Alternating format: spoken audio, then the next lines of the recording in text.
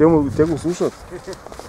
Това е един полковник, подполковник отдолу на митрополия. Я пак. Още! Стой! Здравейте!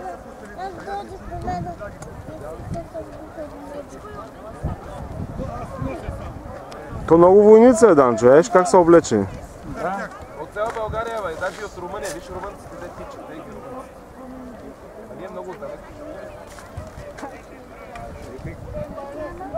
Какви поне мутанти. Сега ще видиш.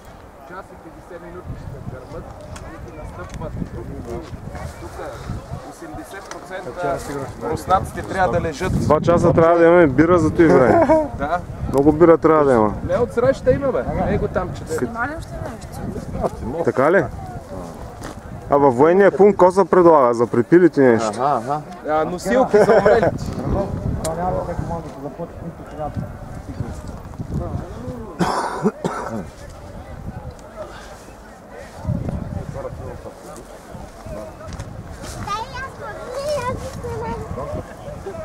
Не.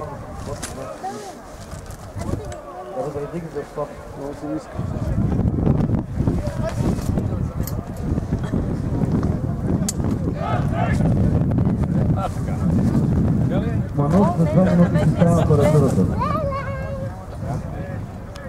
Виждам една медицинска сестричка в бяло. Чай да видим. Това е кадъна, бе. Не бе, това е медицинска сестра, бе. Ти си кадъна. И що е с... Да бе, ама... Да, виж няма фереджа, само за брат. Ама е с червения полумесец, май да ти кажа. С кръст. От Саудитска Арабия. Оня ден, еги ония, видиш ли с черното, тия са медицински сестри, а тази е от... Тази е от червения полумесец, те са от червения кръст и червения полумесец. Там на времето няма полумесец. Ето се готвача на първия ли? Верно ли? Това И лекаря. той нашко бръда има. Ортопеда, бе! Това лекаря. Лекаря, Касапин ти казвам. What's a butcher in Bulgarian? Кесап. обаче сложиха взривове по моста, вече е минирано и е там, виж ли кофите.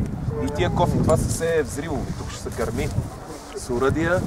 Как не може да гърма, те ще да стоят? Ще фърля ли жупел и пепел? Ще фъргаме, ще виж. 1500 патрона ще се изгърнат.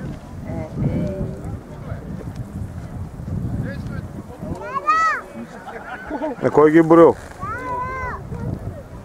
Его паче Васко пристига.